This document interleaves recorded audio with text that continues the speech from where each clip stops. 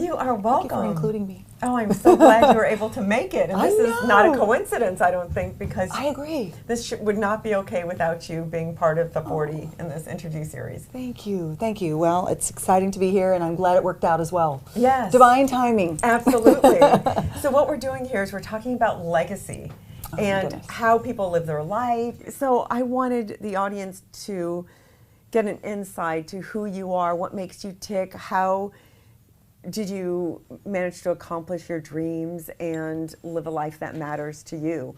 You know, like with all the obstacles that come into play. Yes.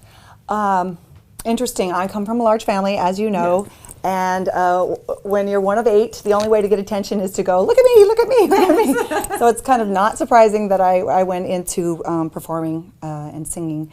But what happened with my singing was we were doing a family concert, which is basically a captive audience, and just singing and singing and singing. And I heard my grandmother lean over to my father and say, "Eve's got a good voice." And I was probably about 8 or 9 years old. And when you're that young and someone tells you you're good at something, you just believe them. You just, oh. Yeah. So from that moment on, I was like, I'm going to be a singer. That's what I can do, and I'm going to be a singer. And I sang all the time and drove my family crazy.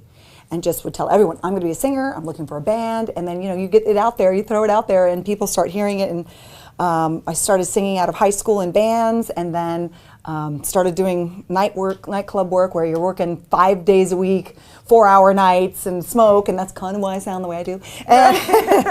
And then I got in a band. I was living in LA, got in a band in San Diego, so I was going back and forth to do these gigs, and they did a Department of Defense tour and asked if I wanted to do it, and I had just joined this band because I was only going to be in it for a couple of months because I was getting discovered, you know. And they said, why don't you decide whether you want to go, and the Persian Gulf War the first one hadn't started yet in 1991.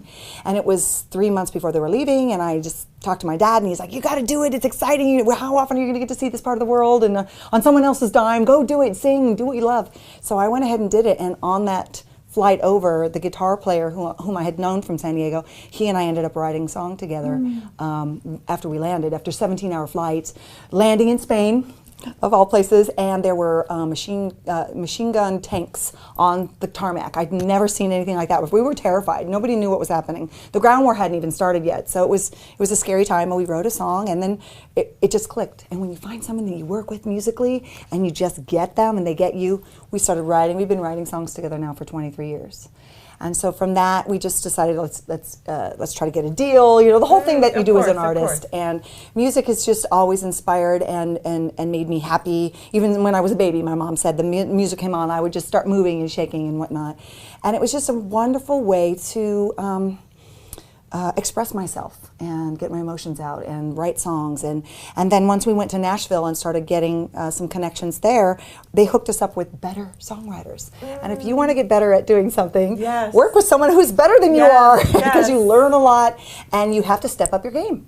So we Who are some of the artists you've worked with? We worked with a singer-songwriter named Kim McLean. She is amazing. She's had over 400 cuts, and that's in the secular field as well as Christian and gospel music. Doug Kreider, who's an amazing songwriter. He's married to Susie Boggess, who's has had a lot of fame in country music. And of course, we have people in San Diego that we work with as well.